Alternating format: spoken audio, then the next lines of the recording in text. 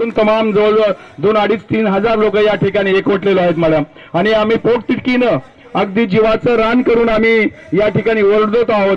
जेपर्यंत आपला आवाज, आमचा आवाज तुमच्यापर्यंत जावा, आपल्या माध्यमातून आमचा हा आवाज, हा आक्रोश आपण नक्कीच त्यापर्यंत पोहोचवताल अशी अपेक्षा व्यक्त करतो. फक्त आम्ही हे मॅडम आता उद्या परवा पाडवा आहे, आम्ही पाडव्याला सुद्धा मॅडम हे आझाद मैदान सोडणार नाहीत. कारण आम्हाला भाकरी जे खायची आहे ते अंगी लागणार नाही, ते विष खाल्ल्यासारखं वाटेल. आमच्या मुलाच्या तिकडून फोन येत आहेत, सगळ्यांचे फोन येत आहेत की बाबा काय झालं, आमचं पूर्ण कुटुंब यामध्ये डिस्टर्ब झालेलं आहे. तर आम्ही आशा करतो मॅडम की आपल्याकडून आम्हाला योग्य न्याय लवकरात लवकर मिळावा एवढी अपेक्षा व्यक्त करतो.